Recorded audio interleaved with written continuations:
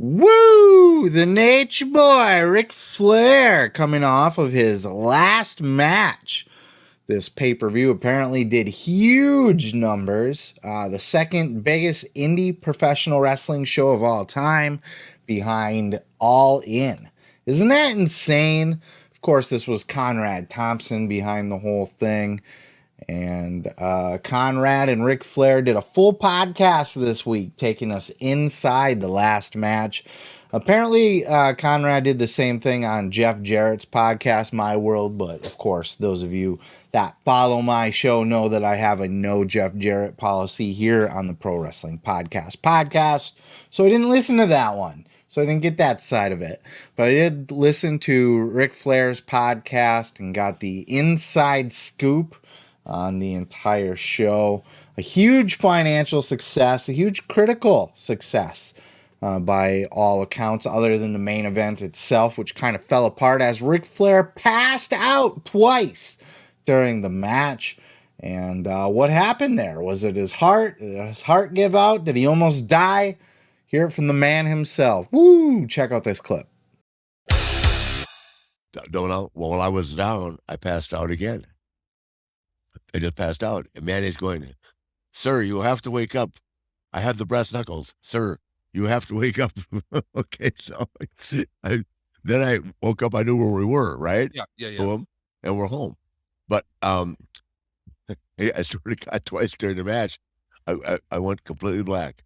But it was all a dehydration. I had two doctors in there right away with me and everything. And the Undertaker came running in and said, I had like 6 beers there. Undertaker, Taker. He took them out of my hand and said, "You're drinking two Gatorades first." I said, "Gatorade."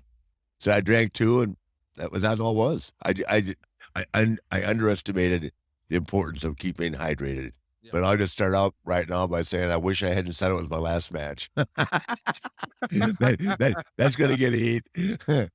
Let's take a time out. You think we can do it again next year? No, what are you doing? Come on. Oh God, what am I gonna do with I'm not ready to go to the movie theater yet.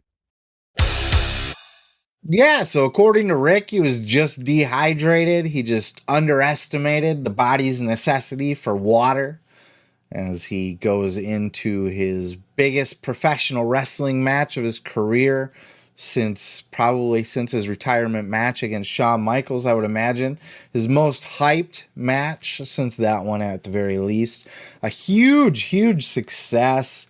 You heard Ric Flair say at the end there, that he's sorry that it was he said it was his last match, and he asked Conrad if he could do it again next year.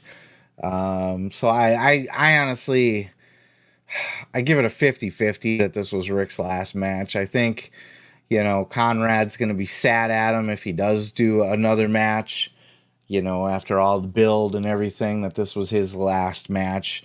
But the man still wants to wrestle, and I got a little bit to say about that as well, that I can get into here in a moment. But Conrad, on top of all that, just with the huge success of this event, being the second biggest indie show of all time ever, behind the All In show, which kicked off AEW essentially. Conrad apparently has filed a trademark for, was it Southern Southern? I think it's Southern Championship Wrestling or something to that effect. Southeastern Champion, Southwest. I don't fucking know. Something with South Championship Wrestling in the name. And apparently filing that trademark, he has talked about Booker T even came out and said that he was approached about Harlem Heat having their last match next year. So apparently Conrad Thompson has decided that this is something that he wants to keep doing every year, He's got the StarCast that he does every year.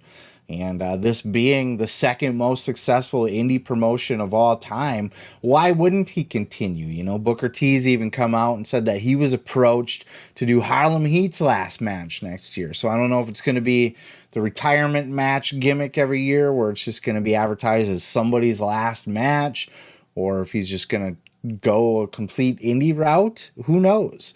But it's going to be interesting to see how this plays out and where that goes. We have not seen the last of Conrad Thompson's indie federation. And as far as Ric Flair, I don't know that this will even be his last match. You know, he's been pretty outspoken that he's still feeling good. And look, I see a lot of hate online, especially because Rick almost died in this match, of course, and he barely got through it. But, you know, everybody's trying to keep the old man on the couch, you know. Just sit down and take your nap, Grandpa. Eat your pills and take your nap. And honestly, like, I feel like that's a bad take, because put yourself in Ric Flair's shoes, right? Wrestling is what the man loves. Drinking at the bar and being Ric Flair is what the man loves. He doesn't want to take it easy now and go fucking take his nap and sit in his rocking chair and hold his grandkids. He wants to be the Nate. This is where he's most happiest. And it's, who the fuck are we to sit and judge him or tell him what he should and should not be doing with his life? You know what? I should be so lucky to die doing what I love. You know, I've seen a lot of references of, oh, he's just going to be Randy the Ram and going to die in the ring. Fucking great. What's wrong with that? Why is that a bad thing? Oh no, he died doing something that he loved more than anything ever. You know, he died where he wanted to be, doing what he wanted to do, being who he wanted to be, where he was most happy, where he was most comfortable. Oh no. You know, I'd much rather see him die in the rocking chair with fucking tubes and a fucking in an air tank, and, you know, fuck off with all that shit. You know, I get the sentiment. We all care about Rick. We all want to see him be healthy and safe and whatever. But put yourself in his shoes, man. If people, he's out there trying to be the Nate. He loves being the Nate. You know, and I was even there at one point too. You know, the guy almost died, and now he wants to go back out. He was told not to drink and all that, and now he's out drinking all the time again and stuff, partying. He can't stay away from the life, but, you know, at this point, I'm going to back up off that because I put myself in his shoes. And look, man, like, if people are trying to keep him away from doing what makes him happy, doing what he loves, there is nothing more important in the world than being Ric Flair to this man. So let him be Ric Flair. Who are we to take that away from him? Who are we to say, no, you're an old man now. Your place is in your rocking chair and taking naps and fucking... It's just unfair. And it's unfair to say, oh, he's going to be Randy the Ram. He should be so lucky to be Randy the Ram. It would suck for whoever's in the crowd live. You know, that's an awkward crowd to be sitting in. You know what I mean? Or, you know, you don't want the liability of whoever is promoting that show or whoever's wrestling against him hits him with a stiff shot and the man passes out and dies. All that shit are all great reasons for him to not. I'm not saying he should die in the ring, but fuck, put yourself in his shoes. What do you love doing most? What is your passion? What's your favorite thing in the whole world? Would you rather die doing that, or would you rather die being an old man safe in your rocking chair? Oh, I played it safe my last 10 years. You know, instead of just living life to its fullest, you know, one day at a time. You know, this man was out bleeding all over the ring. And, you know, in one of the biggest indie crowds of all time ever. And then he was out fucking partying with Kid Rock, getting wasted at the bar. That's the life, man. This dude's out promoting his marijuana brand now. And he's out fucking, he's got wings. He's got fucking woo wings and shit like Nature Boy. You know, I've been outspoken against Nate. I'm not his biggest fan. I think he's got a lot of problems, but I'm not going to sit here anymore and say the man needs to retire or stop doing what he's doing or slow down. You know, he is happiest in the ring. And if that's where he dies, then he dies going out doing what made him happier than anything in the whole wide world. And I think we all need to respect that and appreciate that. Have we seen the end of Ric Flair? I don't know. Hard to say. Like I said, I give it a 50-50 just because this was such a spectacle. How many times, you know, Terry Funk was famous for having 1 million retirement matches. How many times is Rick going to come out of retirement for one more match? But he's still got the itch.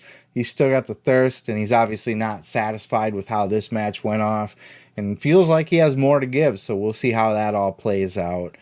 But you know, get off the man's ass. Let the Nate be the Nate. Okay, for better or for worse, it's not your decision to make.